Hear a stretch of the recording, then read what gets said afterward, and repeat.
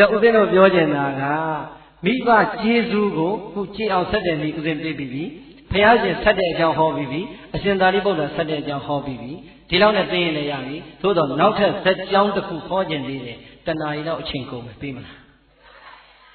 သိကြပြီနော်သိကြပြီးတာပါပဲဟုတ်လားအားလုံးတို့ပရိသတ်တွေကျေးဇူးဆက်တတ်အောင်လို့ပါဟုတ်လားအမေတို့အဖေတို့ရဲ့မွေးကျေးဇူးကိုဆက်တတ်ဖို့ရန်နှုတ်ဘိုးကိုကြည်အောင်ဆက်တတ်ဖို့ရန်ပြည့်စည်နဲ့ကျေးဇူးဆက်ခြင်းနဲ့လည်းသိအောင်ပြောကြားခဲ့ပြီးပါပြီတရားနဲ့ကျေးဇူးဆက်ခြင်းနဲ့ပဲဟောကြားခဲ့ပြီးပါပြီအရှင်သာရိပုတ္တရာမထေရမြတ်နဲ့ဘုရားရှင်တို့ရဲ့တရားဓမ္မနဲ့ကျေးဇူးဆက်တဲ့ဤလေးနဲ့ပြီးခဲ့ပြီးပါပြီအေးမြတ်စွာဘုရားလက်ထက်တော်ကာလတုန်းကယဟန်တော်တစ်ပါးရဲ့ကျေးဇူးဆက်တဲ့ဤလေးကနာကြည့်ကြရအောင်ဘုန်းတော်၆ပါးသခင်ဘုရားရှင်ကိုတော်မြတ်သာဝတိပြင်မောစေတော်ရွှေကြောင်းမှာကင်းအောင်မွေလျော်သတင်းသုံးလို့နေတော်မူစဉ်ကာလတုန်းကပြိဿရဲ့ဘုရားပင်မှာသတင်းသုံးလုံးကလည်းစေတော်ရွှေကြောင်းတော်မှာရှင်တော်မြတ်ဘုရားသတင်းသုံးလို့နေတော်မူတဲ့အချိန်သာဝတိမြို့မှာလည်းပဲမိသားစုတစုရှိကြပါတယ်ဘလောက်တောင်ကြွယ်ဝချမ်းသာတယ်လဲဆိုရင်18ကလေးကြွယ်ဝချမ်းသာပါတယ်ဘလောက်ချမ်းသာလဲ18ကလေးကြွယ်ဝချမ်းသာတဲ့မိသားစုရဲ့သကောင်စရင်ကိုကြည့်လိုက်တဲ့အခါကျတော့အဖေရဲ့အမေရဲ့အရွယ်ရောက်နေပြီဖြစ်တဲ့သားလေးတစ်ယောက်ရဲ့ပေါင်းလိုက်တော့3ယောက်ပဲရှိတယ်တဲ့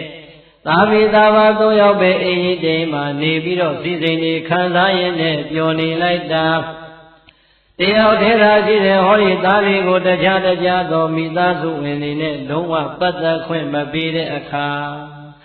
သားလေးကလည်းအိမ်ထဲမှာတယောက်ထဲနေရတော့ပြင်းပြီပေါ့ညနေချင်းရောက်ရင်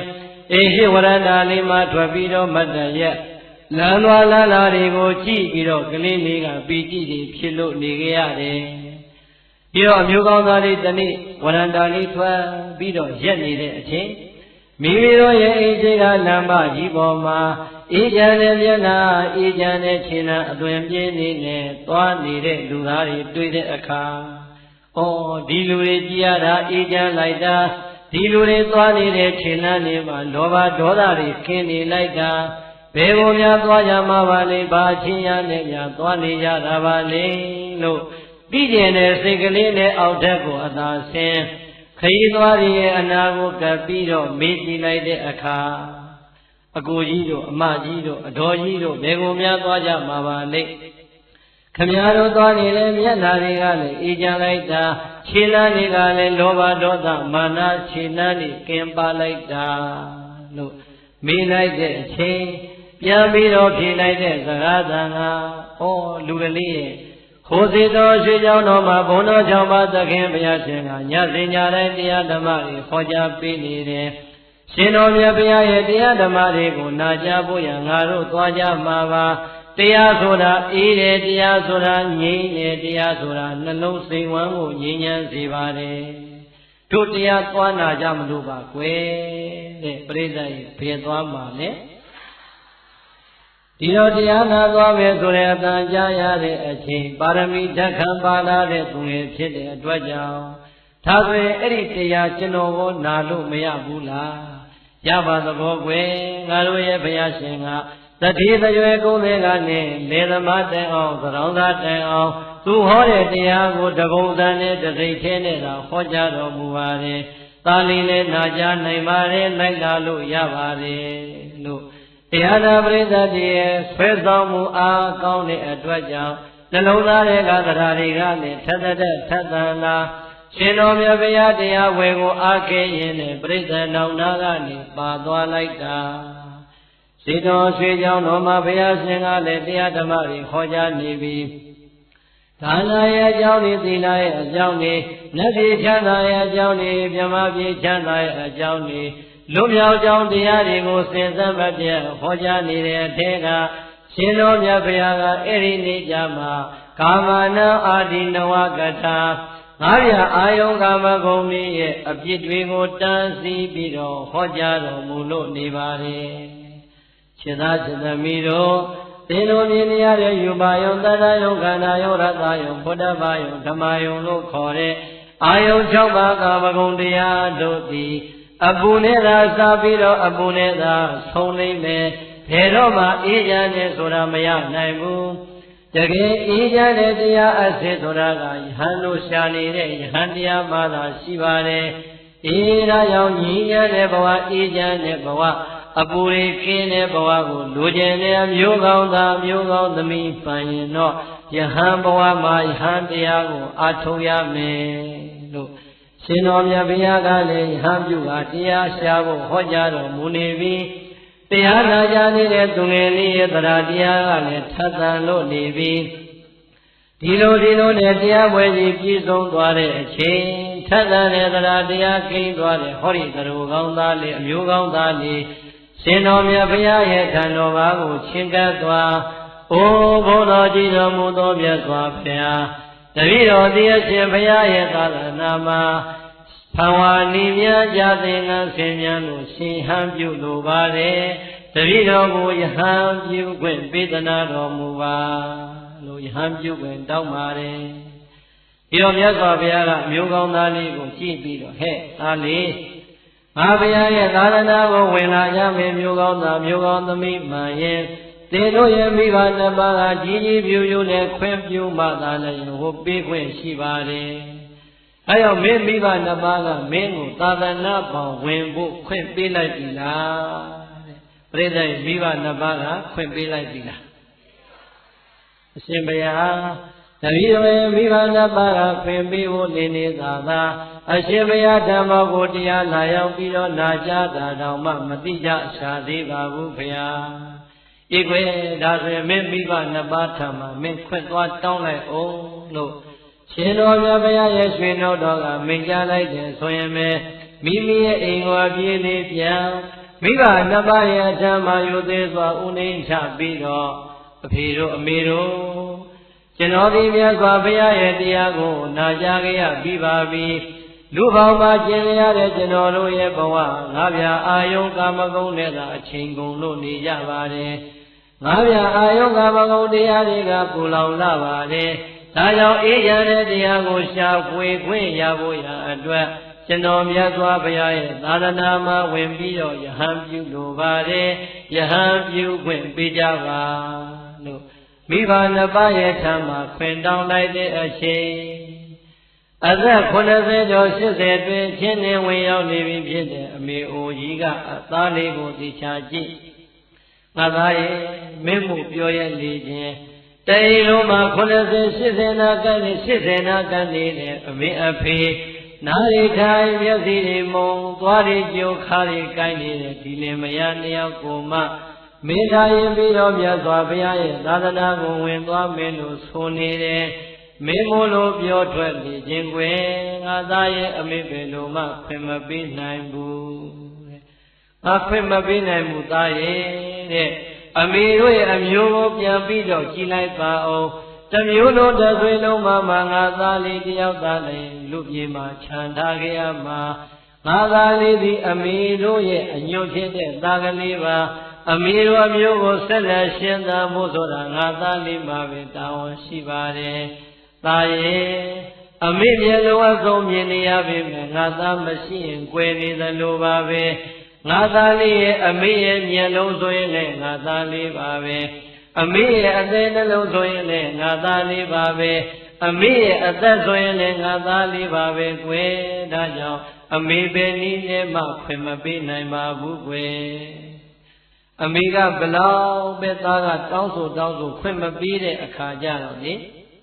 သားလေးနဲ့စိတ်ကြည်ညင်းပြီးတော့ကဲဗျာဒါဆိုရင်တော့သားကတော့နေလို့စားလို့လည်းရမှာမဟုတ်တော့ပါဘူးဆို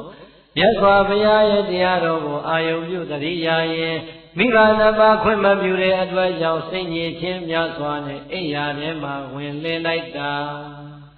9ရက်လုံးလုံးထမင်းလည်းထမစားဘူးရေလည်းမတောက်ဘူးအယုံဆုံးကျင်ကြီးကျင်ငယ်တော့မစွန့်တော့ဘူးတဲ့ဒီတော့အဖိုးကြီးကတတိထားပြီးတော့ကြည်လာတယ်ရှင်မငါတို့မှ2ယောက်ပေါင်းပြေးကြည့်မှသားဆိုလို့ဒီ1ယောက်ပဲရှိတာငါတို့တိမ်လုံးမှယရနာဆိုတော့ဒီသားလေး1ယောက်သာရှိတယ် ဒီသာလိသာဟောဒီလောကကြီးတွေကနေသေဆုံးသွားရင်တော့ငါတို့ယူကြုံမရဖြစ်လို့ငါတို့ပါလိုက်သေးကြရလိမ့်မယ်ထင်တယ်မင်းမတင်းပါနဲ့တော့ကွာသူသနာအတိုင်းယဟန်ပြုတ်ပွင့်သာပေးလိုက်ပါတော့ယဟန်ဘဝမှာရှိနေရင်တော့မှငါတို့ယဟန်လေးဘဝနဲ့သားလေးကိုမြင်တွေ့ရအောင်မယ်ဒီလိုသာမင်းတင်ထားရင်တော့မင်းသားလေးကသန္တာပြလို့အစာငတ်ခံလို့အသေးခံလိမ့်မယ်ထင်တယ်အဖိုးကြီးကနားချမှအဖွားကြီးကလည်းသဘောပေါက်ပြီးတော့ခေတ်သားသားလာမင်းဒီလိုကြီးတော့မနေနဲ့ကွယ်သမင်းစားပါဟဲ့ရေတောက်ပါဟဲ့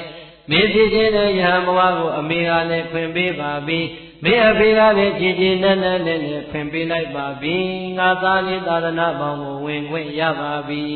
လို့အမေကြီးရဲ့နှုတ်ခလည်းခွင့်ပြုချက်လည်းပေးလိုက်ရောပြိဿကြီးအာရပါရနဲ့ဒုံဆိုင်ပြေးဇေတော်เจ้าတော်ကခန္ဓာကိုယ်ရိတ်တိုက်ကိုဝင်ရှင်တော်မြတ်ဗျာရဲ့ခြေတော်ရဲ့မှာရှင်တော်မြတ်ဗျာကိုညိုသေးစွာဥနှိမ့်ချလို့လျှောက်ထားလိုက်ပြီးဘုန်းတော်ကြည်တော်မူသောမြတ်စွာဘုရားအရှင်ဘုရားရဲ့သာသနာမှာယဟန်ပြုဝင်ရဖို့ရန်အတွက်တပည့်တော်ရဲ့မိဘနှစ်ပါးကကြည်ပြူနဲ့ခွင့်ပေးလိုက်ပါပြီဒါကြောင့်အရှင်ဘုရားတပည့်တော်ကိုသာသနာပေါင်းတွင်သွတ်သွင်းလို့ပြီးတော်မူပါဘုရားတဲ့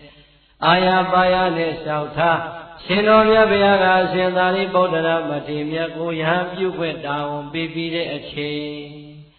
ခုနကလူဝတ်ကြောင့်ဘဝကအမျိုးသားလေးဟာဘာဝနေမြတ်ကြစဉ်ကဆင်မြန်းပြီးတော့ရှင်ယဟန်ဘဝကိုရောက်ရှိသွားခဲ့ပါပြီအမျိုးကောင်းသားလေးဘာဖြစ်သွားလဲယဟန်ဖြစ်သွားတဲ့အချိန်ယဟန်တို့သိရမယ်ပရိယတိသာပေကိုငါးဝါတိုင်တိုင်သင်ငါးဝါတိုင်နဲ့သင်ပြီးတဲ့အချိန်ရောက်တော့ကိုတော်လေးရဲ့တတိတံဝေကညာနေကနှိုးဆွာလို့လာပြီဩငါသည်မြတ်စွာဘုရားရဲ့တရားတော်ကိုနာကြားပြီးကားအချိန်တုန်းကယဟန်ဘဝမှာယဟန်တရားကိုအားထုတ်မယ်ဆိုတဲ့ရည်ရွယ်ချက်နဲ့ယဟန်ပြုခွင့်ရလာခဲ့တာအခုငါသည်သာမေးလေးလည်းပဲသင်ကြားလို့တက်မြောက်ခဲ့ပြီးပြီမြတ်စွာဘုရားသာသနာကိုဝင်လာခဲ့တဲ့ရည်ရွယ်ချက်အတိုင်းငါတရားဓမ္မရှာဖွေမှဖြစ်တော်မယ်လို့ရည်ရွယ်တဲ့စိတ်ဓာတ်တရားကောင်းတဲ့ဘုံဘုံရန်အတွက်ကမ္မထာနိပြတဲ့ကမ္မထာဆရာရဲ့အထံကိုသွားဝိပဿနာအလုံးပေးတရားတွေနာကြားပြီးတဲ့အချိန်သာဝတိမျိုးနဲ့ခလန်းလန်းကတော်ရန်လေးရှိရာရဲ့သို့သဗ္ဗေတလုံးသင်္ကန်းသုံးတယ်ကိုလွယ်လျက်ဖြင့်တောထွက်လို့တရားရှာဖို့ကြွတော်မူခဲ့ပါပြီကိုယ်တော်ကြီးတော်ထဲမှာတရားရှာဖို့ကြွတော်မူလာခဲ့ပြီမိမိတစ်ပါးနေကြောင်းလေးပေါ်မှာတစ်ပါးရဲ့ခင်အောင်ရင်ဖြင့်မိမိရဲ့ယုတ်တရားနံတရားကိုဝိပဿနာတရားတွေရှုပွားရင်းနဲ့နေလာလိုက်တာနေကနေလာကနေနှစ်တွေပြောင်းရင်12နှစ်ဆိုတဲ့ကာလတိုင်အောင်ချင်းနေဝင်ရောက်လာခဲ့ပေမဲ့ကိုတော်လေးရဲ့အသိဉာဏ်မှာဗာတရားဒုတရားမြတ်မှာမရသေးပါပရိသတ်နှစ်ပေါင်းဘယ်လောက်ကြာသွားလဲနှစ်ပေါင်း12နှစ်တိုင်အောင်ဝိပဿနာတရားတွေရှုပွားပေမဲ့ပါရမီတက်ခံနုနေလာတဲ့အတွက်ကြောင့်ဘာတရားမှလည်းမတွေ့နိုင်အိမ်မှာကြံခဲ့တဲ့မိဘနှစ်ပါးရဲ့ဘဝ12နှစ်အတွင်းကြည်လိုက်ပြန်တော့12နှစ်တိုင်တိုင်သာအရင်မရှိတဲ့အဖိုးကြီးအဖွားကြီးနှစ်ယောက်ရဲ့ဘဝမှာအိမ်မှာခေါ်ထားတဲ့ကျွန်နေအမှုလုပ်တွေကဝိုင်းပြီးတော့စရင်နေလေဟိုဟာတစ်ခုကုန်တော့ဒီဟာတစ်ခုရောင်ဒီဟာတစ်ခုကုန်တော့နောက်တစ်ခုထပ်ရောင်ရောင်ရင်စားရင်ရောင်ရင်စားရင်နဲ့တစ်ခုပြီးတစ်ခုကုန်လာလိုက်တာနောက်ဆုံးနေစရာအိမ်ကိုယ်တော်မရှိပဲနဲ့ရောင်ချရင်းနဲ့သုံးဆွဲလိုက်တာခွက်တယောက်တစ်လုံးလက်ဆွဲပြီးတော့အရက်ထဲမှာလင်းရင်းလမ်းဆုံးလမ်းကွာမှာထိုင်ရင်းနဲ့တောင်းစားလို့နေရရှာပြီမိဘနှစ်ပါးကြည့်လိုက်တော့လေစိစိမ်ဥစ္စာကုန်မသွားဘူးလား12နှစ်ဆိုတဲ့ကာလတစ်ခုအတွင်းမှာအိမ်မှာကြံခဲ့တဲ့မိဘနှစ်ပါးကလည်းစိစိမ်ဥစ္စာတွေကုန်သွားတဲ့အတွက်ကြောင့်ခွက်လက်ဆွဲပြီးတော့တောင်းစားတဲ့ဘဝကိုရောက်လို့နေကြရှာပြီးတော်တယ်မှာတရားဓမ္မတွေရှားပွေးနေတဲ့ယဟန်လေးကြည်လိုက်ပြန်တော့လေဘာတရားမှမတွေ့နိုင်သေးတဲ့အခါလောကကြီးကအလုံးကိုရိုက်ဆိုင်နေတယ်လို့ထင်ရပါပြီဒီလိုနဲ့တနေ့ကျတော့သာဝတိကယဟန်တစ်ပါးကလည်းအဲ့ဒီတောကြောင်းလေးမှာပဲတရားအားထုတ်ဖို့ဆိုကြွလာတဲ့အခါယ ညာနှစ်ပါးစကားတွေပြောအရှင်ဘုရားကျမ်းမာရင်လားဘုရားဘယ်ကကြွလာတာလဲဘုရားပေါ့မင်းပြောရင်နဲ့သာဝတိကကြွလာတာလဲဆိုရောဘုရားရှင်ကျမ်းမာတော်မူရဲ့လားဘုရားအရှင်သာရိပုတ္တရာတို့အရှင်အာနန္ဒာတို့ကျမ်းမာတော်မူကြပါရဲ့လားဘုရားအာနာပါသနာပါစကားတွေဆိုရင်နဲ့အရှင်ဘုရားတပည့်တော်မေးပါရစေဘုရားသာဝတိမြို့မှာ18ကလေးကျွယ်ဝတဲ့အမျိုးဆက်တစ်ခုရှိပါတယ်အဲဒီအမျိုးဆက်မှာဘုန်းကြီးဘွားကြီး2ယောက်ရှိပါတယ်အဲဒီမိသားစုတွေကဘုန်းကြီးဘွားကြီး2ယောက်တို့ရောကျမ်းမာနဲ့ရှိကြပါရဲ့လားဘုရားလို့မိဘတွေရဲ့အကြောင်းကိုမိဘလို့မပြောသေးဘဲနဲ့မေးလိုက်တဲ့အချိန်အဲ့ဒီအကြောင်းကလည်းသာဝတိတစ်မျိုးလုံးမှာအုပ်အုပ်ကြက်ကြက်နဲ့လူတိုင်းရဲ့ပါဇက်ပြားပြောနေတဲ့စကားဖြစ်တော့လေဘုရားတော်ကလည်းအားရပါရဲ့ဟာရှင်ဘုရားရဲ့ဒီအဖိုးကြီးဘွားကြီး2ယောက်ရဲ့အကြောင်းတော့ပြောရမှာစိတ်မကောင်းစရာပါတဲ့ဟာရှင်ဘုရားပြောပါဦးဘုရားဘာတွေများဖြစ်လို့လဲရှင်ဘုရားဒီအဖိုးကြီးဘွားကြီး2ယောက်မှာသားလေး1ယောက်ရှိတယ်လို့တော့တပည့်တော်တို့ကြားဘူးတယ်မြင်တော့မမြင်ဘူးဘုရားအဲဒီသာဂရီကလည်းသာရဏဘောင်ဝင်ပြီးတော့တော်ထွက်သွားတယ်လို့ကြားတယ်အိမ်မှာကျိုးနေအမှုလုပ်တင်နေထားခဲ့ကြတယ်မိဘနှစ်ပါးရဲ့ဘဝကလည်းအိမ်မှာရှိရတဲ့ကျိုးနေအမှုလုပ်တင်ကဝိုင်းပြီးတော့စည်နေလေစီးသေးလေးအကုန်လုံးပြောင်းအောင်ဝိုင်းပြီးတော့ဖယ်လိုက်ကြတာအခုဗျာဘုရားဘွားကြီးရဲ့ဘဝဟာမဝရည်သာလေးစားပြီးတော့လမ်းပြီးမှခွက်ဆွဲတောင်းစားနေရတယ်ကိုတော်ဆိုတော့ဟိုကိုတော်ကလည်းအာရပါရနဲ့ဒီဇလံပြောနေတဲ့အချိန်အမေတို့အဖေတို့ရဲ့ဘဝအမှန်ကိုကြားသိရတဲ့ကိုတော်လေးရဲ့နှလုံးသားမှာလှမ်းအထိုးခံရသည့်ပမာတစ်ဆက်တောင်ခါနာပြီးတဲ့အချိန်မျက်ရည်ဖြန်းဖြန်းစီဟိုကိုတော်ရဲ့စကားဆုံးတဲ့အချိန်မှာရှိတိုက်လို့ငိုချလိုက်ပါပြီအာရပါရနဲ့ဆက်ကြီးတငယ်နဲ့ငိုနေလိုက်တာဟိုကိုတော်လည်းဘာပြောမှမထားအရှင်ဘုရားတပည့်တော်ပြောတဲ့စကားတွေများဘာများမကြိုက်လို့လဲဖေ။ဘာများမှားလို့လဲဖေ။အရှင်ဘုရားအတွက်တပည့်တော်စိတ်နှောက်ရှင်များပြီးပြီသလားဖေ။ပေါ့လေအာဂန္တုဆိုတော့တန်းစီမေးလိုက်တာရှင်ဘုရားပြောတာမမှားပါဘူးဖေ။အရှင်ဘုရားပြောတယ်ဘုန်းကြီးဘွားကြီးတို့ရဲ့သားဆိုတာတပည့်တော်ပါပဲ။တပည့်တော်ရဲ့မိဘနှစ်ပါးရဲ့ဘဝဒီလောက်တောင်ဖြစ်သွားရတာကိုတပည့်တော်ယူကြုံမရလို့ဝမ်းနည်းလို့ငိုမိတာပါ။ဩအဖိုးကြီးဘွားကြီးရဲ့သားဆိုတာအရှင်ဘုရားကိုပေါ့ဟိုကတော်ကလည်းအံ့ဩပြီးတော့ကြည့်ဒါဆိုအရှင်ဘုရားကိုတပည့်တော်မေးပါဦးမယ်အရှင်ဘုရားကရောတောထဲမှာတရားအားထုတ်နေတာဘာတရားတွေတွေ့ပြီလဲတဲ့ပြိဿရဲ့ဘာတရားတွေ့ပြီလဲအရှင်ဘုရားတပည့်တော်ရဲ့ပါရမီကလည်းနုနေလွန်လာပါတယ်12နှစ်တိုင်လည်းတရားတရားထပ်သစွာနဲ့တပည့်တော်ကြိုးစားအားထုတ်ပေမဲ့တပည့်တော်မှလည်းဗာတရားတူမှမရသေးပါဘူးဒီတော့ဟိုကတော်ကတုတ်ပြီးပေါ့ဟာအရှင်ဘုရားမှားနေပြီထင်တယ်တော်ထဲမှာတရားရှာနေတဲ့အရှင်ဘုရားကလည်းဗာတရားမှမတွေ့နိုင်အိမ်မှာကြံခဲ့တဲ့မိဘနှစ်ပါးကလည်းအယုဘောအရေးတင်းကြံပြီးတော့လမ်းဘေးမှာခွက်ဆွဲပြီးတော့ပိစာကန်းသာမဝရည်သာတောင်းစားလို့နေရရှာတယ်အရှင်ဘုရားဒီဩဒီမိဘနှစ်ပါးကိုသာဒီလိုပြစ်ထားမယ်ဆိုရင်အမွေခံထိုက်တဲ့သာသမီမဖြစ်ပဲရှိပါလိမ့်မယ်အရှင်ဘုရားမိဘနှစ်ပါးကိုဖရာတော်မှမပြစ်ပါဘူးဘုရားဒါကြောင့်အရှင်ဘုရားကိုတပည့်တော်အကြံပေးလိုပါတယ်အရှင်ဘုရားသာဝတိကိုပြန်လူဘကိုပြန်လူထွက်ပြီးတော့မိအိုဖအိုရင်ကိုပြန်ပြီးတော့လှုပ်ကြွေးသင့်ပါတယ်လို့မိဘနှစ်ပါးကိုလှုပ်ကြွေးသင့်တဲ့အကြောင်းနဲ့ဟိုဘုရားကအကြံဉာဏ်ပေးသူ့စိတ်ထဲမှာလည်းဆုံးဖြတ်ချက်ကချပြီးပြီဆိုတော့ရှင်ဘုရားတပည့်တော်လည်းဒီတိုင်းပဲဆုံးဖြတ်လိုက်ပါပြီဒါကြောင့်တပည့်တော်ရဲ့ဟောဒီတော်ရာကြောင်းလေးကိုအရှင်ဘုရားကိုလှူခဲ့ပါမယ်တပည့်တော်သည်ပရိက္ခရာရှိပြာကိုပြန်သေးပြီးတော့လာလတ်အတိုင်းပြန်ကြွားရပါတော့မယ်သာဝတိမြို့မှာမဝရည်သာစားနေရတဲ့မိဘနှစ်ပါးကိုတပည့်တော်သာလာပြန်လုံမကျွေးရင်တော့တပည့်တော်လည်းအမွေခံမထိုက်တဲ့သာသမီဖြစ်သွားပါလိမ့်မယ်လို့ကြောင်းကလေးကိုလူမိမိတော်ထွက်စဉ်ကာလကပါလာတဲ့သပိတ်သင်္ကန်းကိုတွေ့သာဝတိမြို့ကိုလာရလမ်းလေးအတိုင်းတလန်းရင်နဲ့ကြွားလန်းလို့ပြန်လာခဲ့ပါပြီအတွေ့ထဲမှာဖိပုံရိပ်ပေါ်နေပြီ အတွေ့ရမှာအမေပုံရိပ်တွေမြင်နေပြီဩငါမိဘနှစ်ပါးသူများပေးသာကံသာတောင်းစားတဲ့ဘဝကိုရောက်လို့နေရှာပြီဆက်ရှိကလေးကျွဲဝါချမ်းသာခဲ့တဲ့ငါမိဘနှစ်ပါးဘလောက်တောင်များဆင်းရဲလို့ဘလောက်တောင်များသောကတန်ကြတွေနှိမ့်ဆက်ခံနေရနေမလဲလို့လေးတွဲခြေနှမ်းနေနဲ့နှမ်းရင်အမေတို့အဖေတို့ရဲ့အကြောင်းလေးတွေးလိုက်ကြတော့မျက်ရည်တွေပါပြင်းမောစီးရင်နဲ့ရရင်နဲ့လည်းပဲငိုရပြန်ရှာတတိလေးဝင်တခါပြန်ပြီးတော့ဆက်လက်ပြီးတော့ခရင်တင်တပြေးတပြေးနဲ့ကြွာလန်းရင်နဲ့ကြွာလန်းလို့လာလိုက်တဲ့အခါသာဝတိမြို့နဲ့မနီးမဝေးနေရရောက်ပြီဆိုတော့လမ်းလေးကနှစ်ခွာတဲ့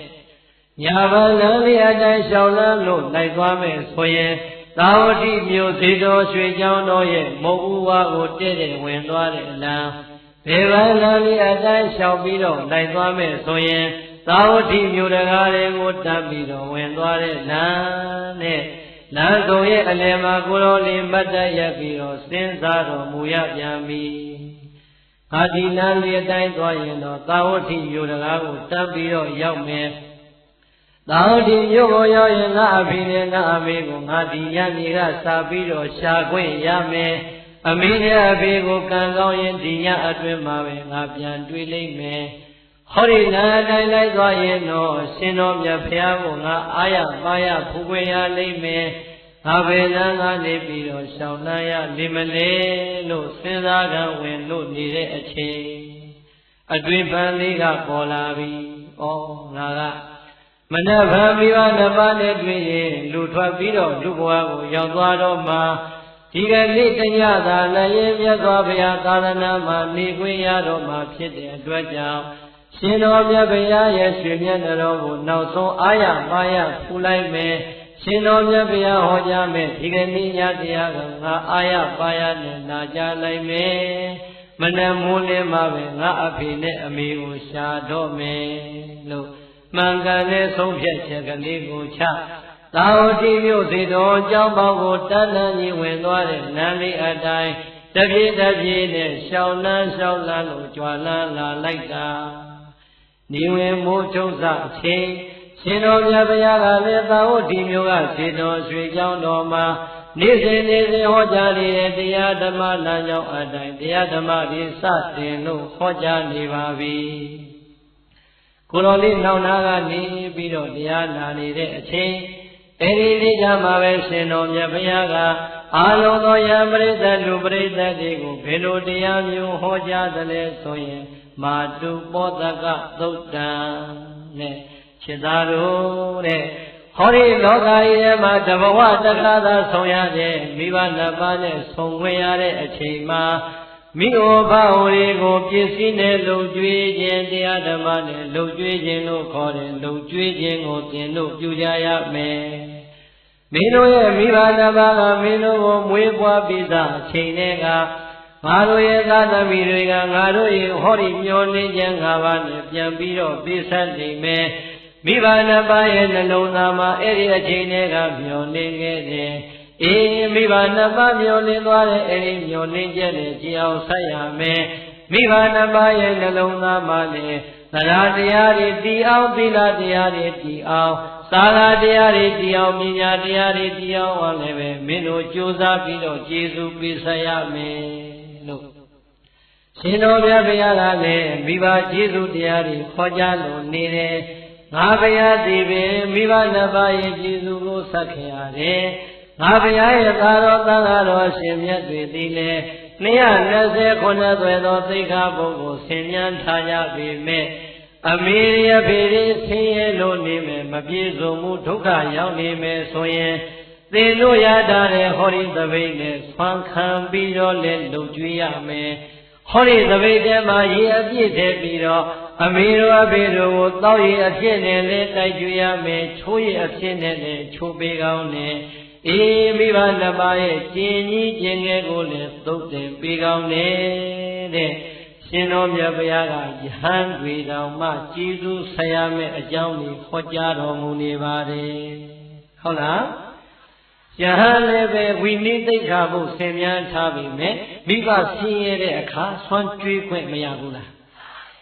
ဟောဒီသပိတ်ကလေးကိုပိုက်ပြီးတော့အေသင်နေလို့ရတဲ့ဆွမ်းနဲ့ကြွေးကောင်းတယ်ဒီသပိတ်ထဲမှာရေတွေအပြည့်ထည့်ပြီးတော့တောက်ရင်သုံးရဖြစ်နေလှုပ်ကြွေးကောင်းတယ်အမေတို့အဖေတို့ကိုခြေစုပ်နဲ့ပြုပြီးတော့လှုပ်ကြွေးကောင်းတယ်လို့မြတ်စွာဘုရားကအာရပါရနဲ့ဟောကြားပြီးတဲ့အချိန်ကိုတော်လေးတရားနာရင်နဲ့ဝမ်းသာတဲ့မျက်ရည်တွေကြားရပြန်ပြီအောင်မယ်လေးကံကောင်းလိုက်တဲ့ငါ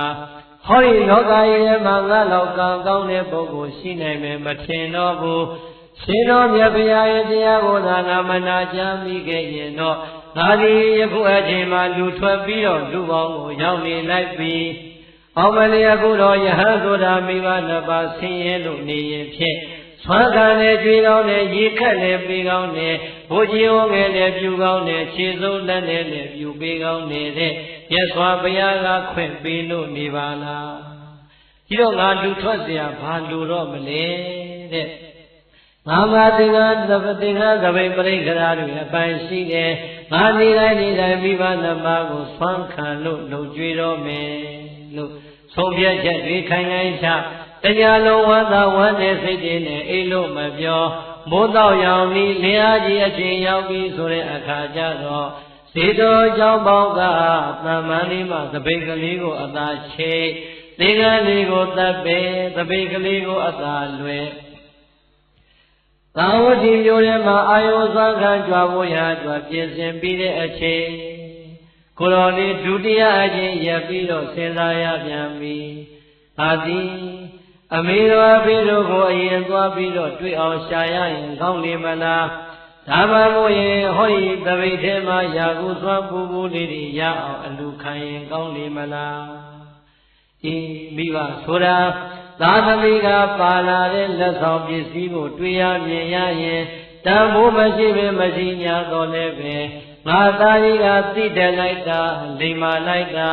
ငါသမီးတွေကသိတယ်လိုက်တာလိမ္မာလိုက်တာလို့ပြောတတ်ကြတယ်လို့ငါကြားဘူးတယ်ဒီတော့ငါမိဘနှစ်ပါးနဲ့ငါတွေ့ရင်ငါမှပေးစရာလက်ဆောင်ဆိုလို့ဟောဒီသပိတ်ထဲမှာအလူခံလို့ရလာတဲ့ယာကုပူပူလေးတာပါမယ်ဒီဒါကြောင့်ငါဒီသပိတ်ထဲမှာယာကုပူပူလေးပြည့်အောင်အရင်အလူခံလိုက်မယ်လို့ဆုံးဖြတ်ချက်တွေခိုင်ခိုင်မာမာချသာဝတိမျိုးကအာယုသွမ်းလောင်းလို့တဲ့အိမ်လေးကိုတိမ်ဝင်တိမ်ထွက်နဲ့ယာကုသွမ်းတဲ့အလူခံသပိတ်အနာကြီးလေးနဲ့ပြည့်ပြီးဆိုတဲ့အချိန်သပိတ်လေးကိုအသာဖုံးကျိုးကလေးကိုအသာစီးပြီးတော့ကိုတော်နေ့ချမ်းရစီစီနဲ့ဆောင်းတွင်ကာလဒီမှာ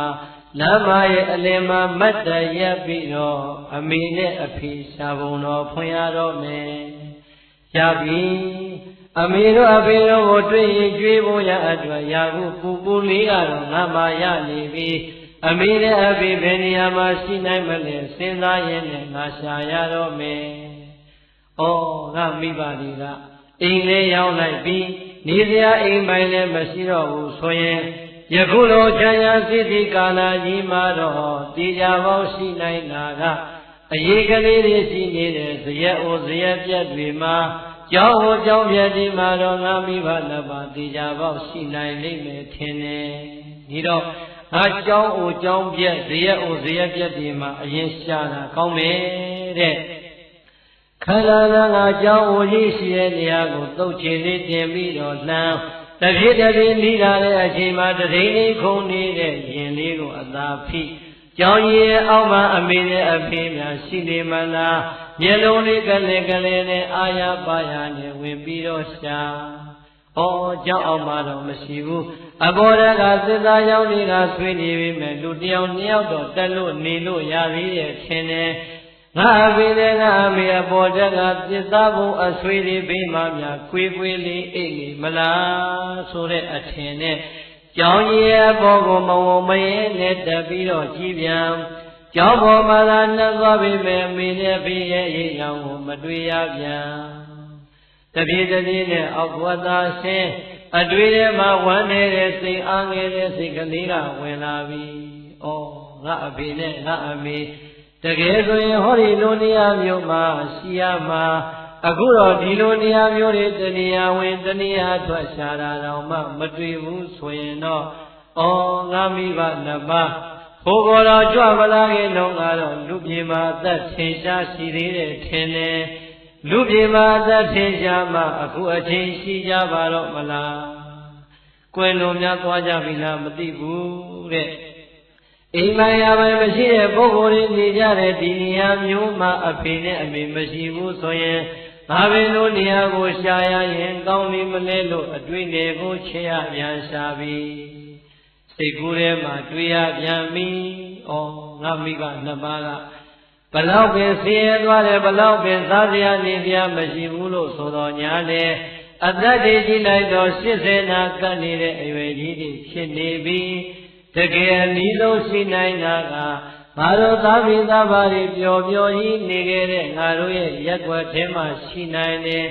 ငါတို့ရက်ွက်ကသစ်ပင်ကြီးတွေရဲ့အောက်မှာရှိနိုင်တယ်ဇယအိုဇယပြတ်တွေနားမှာရှိနိုင်တယ်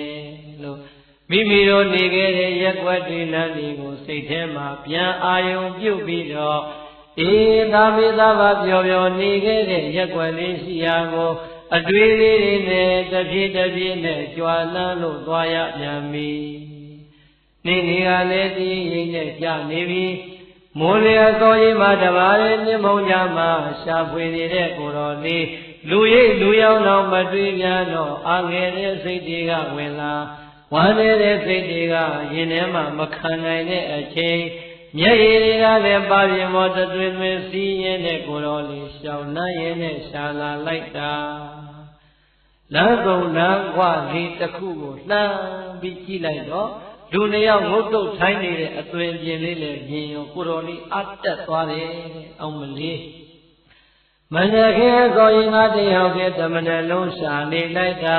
လူလေးလူရောက်တော့မှမတွေ့ရတဲ့ငါဘဝခဏလည်းမှတော့လူရောက်နှစ်ယောက်တော့တွေ့နေပြီဖရာတရားမှာလုံငါပြီးနဲ့ငါအမေဖြစ်လိုက်ပါတော့တဲ့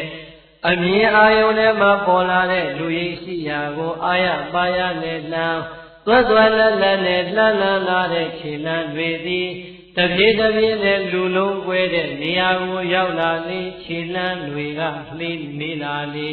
တပြေးတပြေးနဲ့နီးလာလေခြေလမ်းတွေကနှေးလာလေ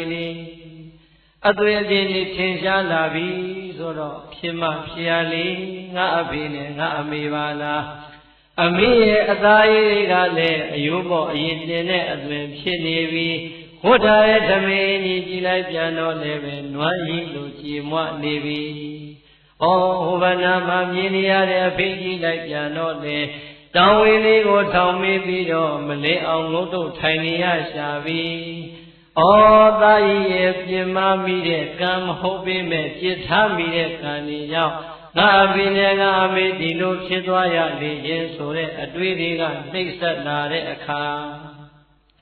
ခြေလမ်းနဲ့ရှေ့မလန်းနိုင်တော့ဘူးတဲ့အသွင်ပြင်းနေသိချမြင်ရလေခြေလမ်းလေးတုံဆိုင်လေတပြေးတပြေးနဲ့တလှမ်းလောက်နေရရောက်ပြီဆိုတော့ကိုတော်လေးနှုတ်ကလည်းပဲအမေလို့လည်းအာရပါရနဲ့အတန်ထွက်ပြီးတော့မခေါ်နိုင်အဖေလို့လည်းအာရပါရနဲ့အတန်ထွက်ပြီးတော့မခေါ်နိုင်ခြေလမ်းတွေကလည်းရှေ့မတိုးနိုင်ဝမ်းနေတဲ့စိတ်တွေလည်းဘလောင်ဆိုးပြီးတော့ကြောက်ရွံ့ကြည်ပမာမိဘနှစ်ပါးနဲ့တလံအကွာလေးမှာရက်နေတဲ့အခါအဖိုးကြီးကကိုတော်လေးမဝဝတ္တဝါဒကြည့်ပြီးတော့ဟဲ့ရှင်မဒီကနေ့မှထူးထူးဆန်းဆန်းဟဲ့ငါတို့ရှိမှကိုတော်လေးကဆွမ်းလာရက်နေတယ်ဒီမနက်တမနက်လုံးငါတို့တောင်းနေတာဘာတစ်ခုမှမရသေးဘူးဒါရောက်ကိုတော်လေးအနာကိုသွားပြီးတော့ခတော်စွမ်းအဖြစ်နဲ့ရှိခိုးလိုက်ဆမ်းပါတော့ကြဒီကိုတော်လေးနောက်အိမ်ကြီးကနောက်မှလှူမာတွေမရဘဲနေလိမ့်မယ်ကွာမင်းခတော်ပြီးတော့ရှောက်လိုက်ဆမ်းပါတဲ့အဖေအတန်းကတုံလုံးရင်းရင်းနဲ့အမေကိုခိုင်းနေပြီ12နှစ်တိုင်တိုင်မကြရတဲ့အဖေအတန်းအာအိမ်လေးကုန်ခံပြီးတော့လေးတွဲလို့နေပြီပြီးတော့အဖေကြီးရဲ့ခိုင်းသေးကြတဲ့အမေကြီးကရှင်နာကိုလာကိုတော်လေးကိုဥသုံးချင်းရိုးရိုးသေးသေးနဲ့ဥချပြီးတဲ့အချိန်အရှင်ဘုရားတတိတော်တို့ဇနီးမောင်နှံဟောဒီနေရာမှာဒီမနက်တောင်းခံနေတာ ဘာတကူမနောင်တရားမရသေးပါဘူးဖေဟာဒါကြောင့်တပည့်တော်ရိုးရိုးသေးသေးနဲ့ကြော့တဲ့ဟောဒီကြော့ချင်းသုံးခြင်းကိုပဲကြော့သွမ်းအဖြစ်နဲ့အရှင်ဘုရားအလူခံရှေ့ကိုဆက်လက်လို့ကြွတော်မူပါတော့ဖေဟာတဲ့ဆန္ဒနဲ့တိုင်တိုင်းခွဲခွာကြရတဲ့အမေရဲ့အသာကြားရပြန်